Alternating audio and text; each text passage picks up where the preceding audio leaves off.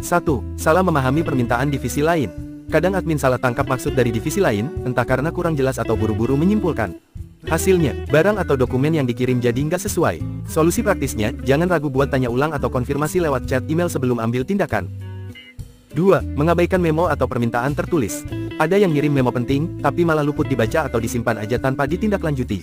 Akibatnya, proses kerja terhambat dan bisa bikin kesan nggak profesional. Solusi gampangnya, biasakan cek inbox email memo fisik tiap hari dan buat to-do list singkat dari isi memo tersebut. 3. Tidak menyampaikan kebutuhan logistik tepat waktu. Kalau kebutuhan barang nggak disampaikan ke bagian pengadaan sesuai jadwal, ujung-ujungnya tim lain bisa terhambat kerjanya. Dampaknya bisa bikin operasional mandek. Solusi, bikin pengingat mingguan untuk ajukan kebutuhan logistik, atau koordinasikan jauh-jauh hari kalau ada event besar. 4. Gagal menginformasikan perubahan SOP. Saat ada SOP baru dari manajemen tapi nggak disampaikan ke tim terkait, kerja jadi nggak sinkron.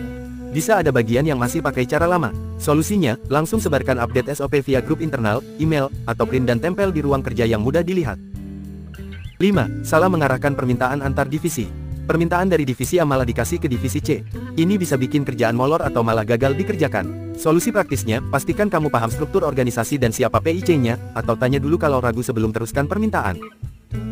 6. Terlambat menyampaikan dokumen pendukung ke finance. Kalau admin telat kasih invoice atau dokumen lain ke tim finance, proses pembayaran atau pelaporan bisa ikut molor. Solusinya, simpan dokumen penting di folder khusus untuk finance, dan serahkan sesuai jadwal tetap misalnya tiap Jumat siang. 7. Tidak mencatat hasil rapat lintas divisi. Hasil rapat cuma diingat di kepala tanpa catatan, lama-lama pasti lupa atau salah kutip. Ini bisa bikin miskomunikasi. Solusi praktis, bawa selalu buku catatan atau gunakan aplikasi notes, lalu kirimkan rangkumannya ke grup terkait biar semua clear. 8. Tidak follow up kebutuhan tim produksi. Kadang admin udah nerima permintaan produksi, tapi lupa follow up ke bagian terkait. Alhasil, tim produksi nungguin terus tanpa kepastian. Solusi, catat setiap permintaan masuk dan buat checklist statusnya, lalu follow up secara berkala sampai tuntas. 9. Mengabaikan eskalasi masalah. Kalau ada masalah serius tapi cuma ditangani sendiri tanpa eskalasi ke atasan atau divisi terkait, bisa makin runyam.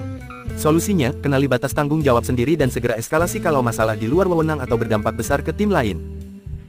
10. Salah prioritas dalam menangani permintaan divisi lain. Semua permintaan dianggap sama penting, padahal ada yang urgen banget dan ada yang bisa nunggu.